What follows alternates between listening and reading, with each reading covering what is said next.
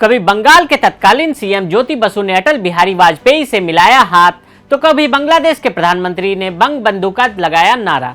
British हुकूमत की parade से बोफोर्स की बिगुल तक, ममता के बदलाव के दावे और मोदी के परिवर्तन की पुकार। बंगाल का मशहूर मैदान जिसने अपने हर कोने में इतिहास को संजोया हुआ है, जहां की हर हुंकार पुकार सियासत में घर कर जाती है तो नेताओं में सत्ता का ख्वाब भी जगाती है। नमस्ते, मैं अभिनय आकाश और आप देखना शुरू कर चुके हैं प्रभा साक्षी का खास कार्यक्रम मोस्ट रिलायबल इन्फॉर्मेशन यानी MRI। चुनावी मंच, परिवर्तन की पुकार और ममता सरकार पर सबसे तीखा प्रहार उस नारे पर जिसके दम पर ममता बनर्जी बीजेपी के खिलाफ माहौल बनाने में जुटी। पीएम मोदी ने बंग भूमि से बदलाव का बिगुल फूका तो खेला होबे वाले नारे को ही दीदी के खिलाफ हमले का सबसे धारदार हथियार बना डाला। कोलकाता के ब्रिगेड ग्राउंड में मोदी के निशाने पर ममता बनर्जी ही रही। कोलकाता के परेड ग्राउंड से जो सियासी गूंज उठी, उसका असर पूरे बंगाल चुनाव के दौरान दिखना तय है। राजनीतिक हलकों में कहा जाता है कि ब्रिगेड मैदान जिसका, बंगाल भी उसका। करीब 1000 एकड़ का दायरा और 3 किलोमीटर की लंबाई, कोलकाता का दिल माने जाने वाला ब्रिगेड परेड ग्राउंड, जिसे यहाँ के लोग मैदान कहकर पुकारते हैं। कहा जाता है कि जब अंग्रेज फोर्ट विलियम महल बना रहे थे, उस वक्त ये पूरा घना जंगल हुआ करता था। अंग्रेजों ने इस जंगल को काटकर ब्रिगेड मैदान को बनाया। ऐसे में आज आपको इस ऐतिहासिक मैदान के बनने की कहानी सत्ता के लिए ब्रिगेड की सियासी परेड से रूबरू करवाते हैं।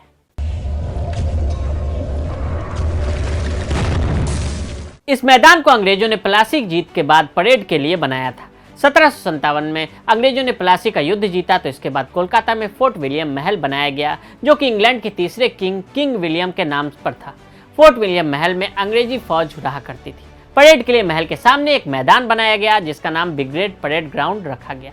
ब्रिगेड परेड ग्राउंड में 1919 में पहली राजनीतिक रैली। ये मैदान इतिहास के कई सभाओं का भी गवाह रहा है। साल 1919 में देशबंधु चित्तरंजन दास ने ब्रिटिश हुकूमत के काले कानून रॉलेट एक्ट के खिलाफ इसी मैदान में रैली की थी।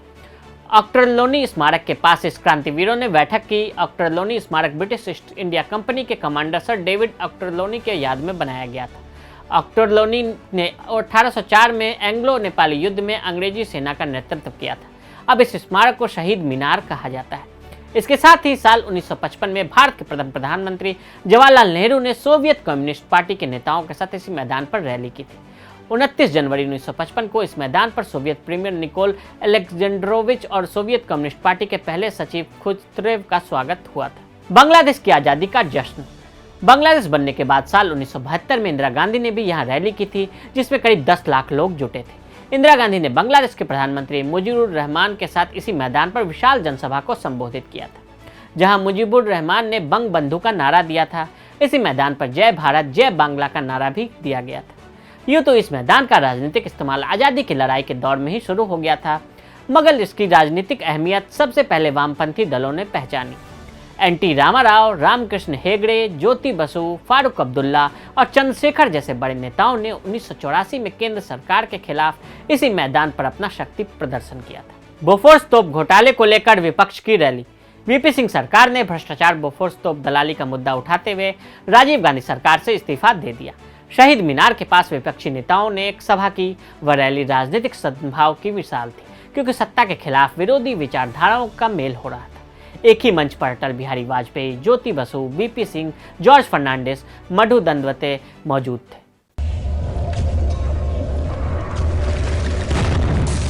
ममता ने दिया बदला नहीं बदलाव का नारा। 25 नवंबर 1992 को ममता बनर्जी की रैली यहां हुई, जिसके बाद ममता सीपीएम के खिलाफ कांग्रेसी चेहरा बनकर उभरी थी। ममता ने नारा दिया था, बदला नहीं बदलाव चाहिए। कांग्रेस ने ममता को चेहरा बनाया, उसने वाम सरकार को उखाड़ फेंका। लोकसभा चुनाव 2019 के शंखनाद से पहले जनवरी की सर्द दोपहरी को कोलकाता के ब्रिगेड मैदान में ममता बनर्जी जब विपक्षी एकता की हुंकार भर रही थी, तब उनकी नज़र दिल्ली की कुर्सी पर गड़ी थी। शरद पवार, एचडी देवगौड़ा, चंद्रबाबू नायडू सहित एक मंच पर 22 पार्टियों को तब ममता ने जुटा तो लिया था। 2019 में ममता बनर्जी ने इसी मैदान पर केंद्र सरकार के खिलाफ जा रहे विपक्षी पार्टियों को इकट्ठा करके महागठबंधन बनाया था। लेकिन जब चुनाव की बारी आई तो एकला चलोड़े की तर्ज पर अकेले ही चुनाव में जाने का फैसला किया। 2019 के वक्त दिखी मैदान की हनक।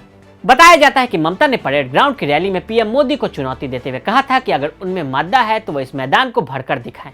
जिसके बाद इस मैदान की हनक 2019 में देखने को मिली थी, जब प्रधानमंत्री मोदी की रैली लोकसभा चुनाव के वक्त इतनी ज्यादा भीड़ जुटी कि ममता के समर्थन में आया महागठबंधन भी इतनी भीड़ नहीं जुटा पाया था। जब अंग्रेजी शासन का अंत हुआ तो किला भारतीय सेना के कब्जे में आ गया, जहां अब पूर्वी कमान का मुख्यालय है और किले के सामने का ब्रिगेड परेड ग्राउंड सरकार की संपत्ति। राजनीतिक जानकारों की माने तो जैसे मुंबई के शिवाजी पार्क और दिल्ली के रामलीला मैदान में कुछ होता है तो वह ऐतिहासिक हो जाता है, उसी तरह इस ग्राउंड का भी अपना महत्व है। देश में बड़े बड़े मैदानों की पहचान दो ही तरह से की जाती है, पहली खेल के लिए, दूसरी तख्त पर बैठे हुक्मरानों को वास्तविकता के पटल पर लाने के लिए। सिंहासन खाली करो कि जनता आती है जैसा नारा देने वाले पटना का गांधी मैदान इसी श्रेणी में आता है। वहीं दिल्ली का रामलीला मैदान जिन्ना से अन्ना तक बदलते इतिहास का गवाह रहा है। इन सब के बीच कोलकाता का ब्रिगेड ग्राउंड से तो इतिहास से लेकर वर्तमान दौर तक की सियासत की कितनी कहानी जुड़ी है। तो आज हमने कोलकाता के ब्रिगेड परेड मैदान से जुड़े इतिहास से लेकर इसकी राजनीतिक अहमियत का विश्लेषण किया। आज के लिए दें इजाजत, और ऐसी रिपोर्ट्स को देखने के लिए प्रभा साक्षी के साथ लगातार बने रहें। वीडियो को देखने के लिए फेसबुक और ट्विटर पर हमें फॉलो करें, यूट्यूब पर प्रभा साक्षी को सब्सक्राइब करें।